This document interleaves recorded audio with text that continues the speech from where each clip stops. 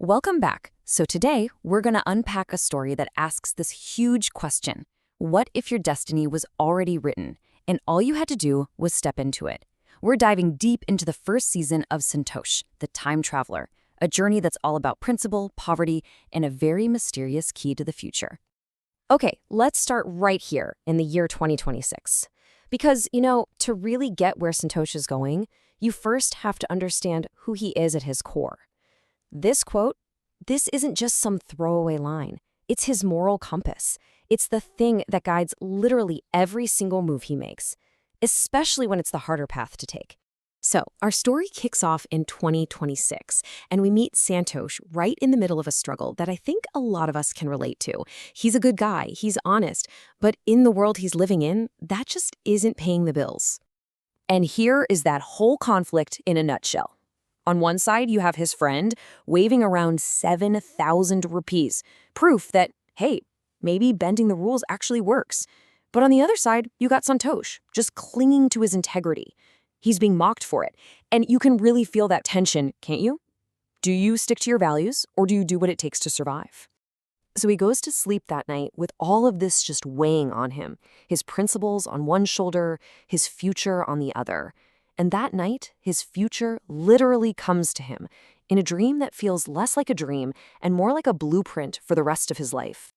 And just look at how specific this dream is. It's not fuzzy at all. It's a crystal clear 4-step sequence. First, this weird machine just appears out of thin air. Then he gets this undeniable urge to press a button on it. A glowing door opens up, and bam, suddenly he's standing in the year 2050. This isn't just a dream, it's a premonition with startling clarity. He wakes up, trying to shake off what felt just impossibly real. But the very next day, that line between the dream world and his actual reality, well, it starts to completely dissolve. So he's just walking down the street, probably trying to get this crazy dream out of his head. And then he finds this, an actual device. And you can see the inscription on it confirms his wildest suspicion. Time Navigation Device 2050. All of a sudden, that dream wasn't some fantasy. It was an instruction manual. So he takes it home. Can you imagine the thoughts just racing through his head? He takes a deep breath, musters up all his courage, and he presses the button, and just like in his dream, that impossible, glowing blue portal opens up right there in his room. This is it. This is the point of no return. You can see the fear on his face, for sure. But think about it for a second. What does he really have to lose? A life of struggle and being mocked in the present? Or a chance at something completely, utterly unknown?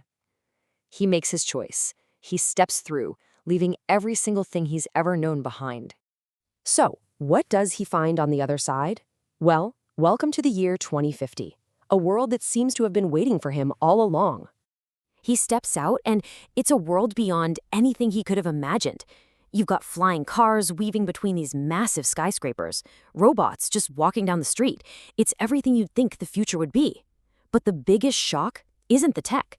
It's looking up and seeing his own face on a giant holographic billboard. In this time, a world he's never even been to, he's already a legend.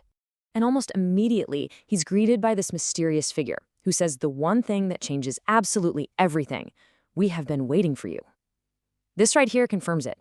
His journey wasn't a choice. It wasn't an accident. It was his destiny. And here's the mission he was apparently destined for. This amazing, glittering future is actually on the verge of collapse. He wasn't brought here to just look around. He was brought here because the very technology that's needed to save this world, well, it hasn't been invented yet. And he is the only one who can create it. So you go from an unemployed man sticking to his principles to the literal savior of the future. What does a destiny like that even look like? Well, the series gives us a pretty stunning glimpse of the man he is about to become. And he doesn't just, save the day and that's it. No, he fundamentally reshapes the future. His influence becomes so immense that he actually operates from his own private island, which is, a pretty big testament to his status as the architect of this whole new era. And this is the man he becomes, a monumental figure who advises world leaders. All that technology that forms the very foundation of this advanced society, yeah, he created it. Just think about that for a second. The man who couldn't find honest work in 2026 is now the person the entire planet turns to for answers in 2050. But right when we start to get our heads around the sheer scale of his destiny, the season finale just pulls the rug right out from under us. It leaves us with one massive, unanswered question that completely reframes everything we've just watched. And that brings us to the ultimate question, doesn't it? The mystery the entire season has been building towards. Who set all of this in motion? Who sent that device back in time to the one principled man who would use it correctly?